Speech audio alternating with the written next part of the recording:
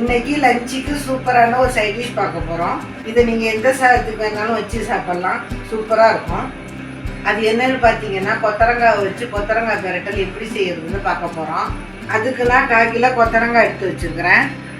இதை பொடியாக கட் பண்ணி எடுத்துக்கலாம். பாருங்கள், இந்த மாதிரி பொடியாக கட் பண்ணி எடுத்துகிட்டு வந்தாச்சு.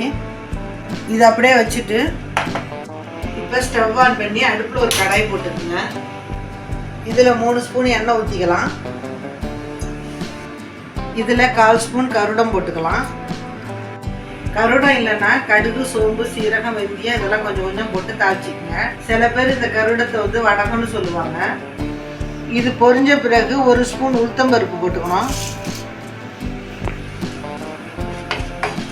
உளுத்தம்பருப்பு லேசாக செவரட்டும்.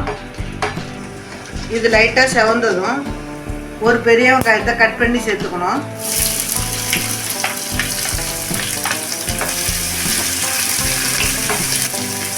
இதை ஓரளவுக்கு வதக்கினா போதும்.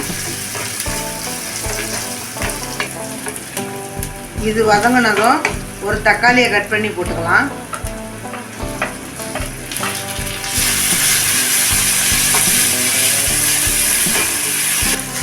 இதுவும் லேசாக வதங்கினா போதும். இந்த டைமில் ஒரு இனுக்கு கருவேப்பிலை போட்டுக்கலாம்.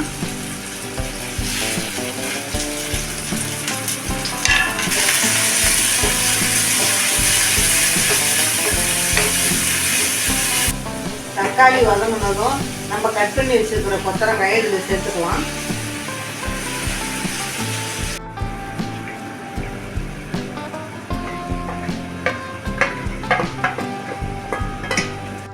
இதை மிக்ஸ் பண்ணி விட்டு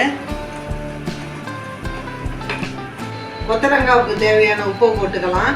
நான் 1/2 ஸ்பூன் போட்டுக்கிறேன்.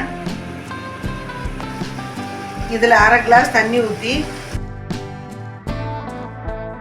கூடவே 1/2 ஸ்பூன் மஞ்சத்தூள், 1 ஸ்பூன் வெறுமிளகாய் தூள், 1 ஸ்பூன் மல்லித்தூள், இது எல்லாத்தையும் கிளறி விட்டு மூடி போட்டு வேக வச்சு எடுத்துக்கணும். ஒரு 5 நிமிஷம் வேக வச்சா போதும். இது வெந்துக்கிட்டு இருக்கிற கேப்பில் ஒரு மிக்ஸி ஜாரில் ஒரு கைப்பிடி அளவுக்கு தேங்காய் துருவி போட்டுக்கலாம். இதில் 1/2 ஸ்பூன் சோம்பு போட்டுக்கலாம். இதில் அரைப்படுறதுக்காக தண்ணி ஊற்றி பேஸ்ட்டாக அரைச்சி எடுத்து வந்துடலாம்.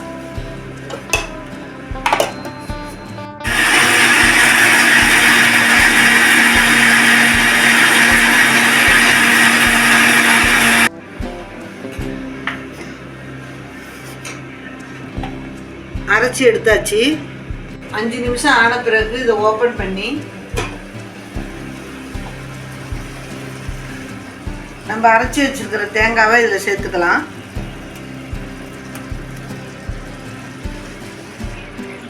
இதை மிக்ஸ் பண்ணி விட்டு ஒரு 2 நிமிஷம் கொதிக்கட்டும். இந்த தண்ணியெல்லாம் சுண்டி வரணும். அந்த அளவுக்கு கொதிக்க வச்சுக்கோங்க. கொத்தரங்காய் வச்சு கொத்தரங்காய் வத்தல் கூட செய்வாங்க. அதை புளி சாதம், தயிர் சாதத்துக்கு கூட நாங்கள் வச்சு சாப்பிடுவோம். நீங்கள் வேறு என்னென்னலாம் கொத்தரங்காய் வச்சு செய்வீங்கன்னு சொல்லுங்கள். பாருங்கள், இப்போ தண்ணியெல்லாம் சுண்டிடுச்சு.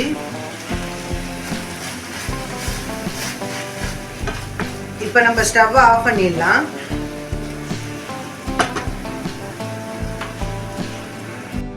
இப்போ இதை நம்ம ஒரு பிளேட்டுக்கு மாற்றிடலாம்.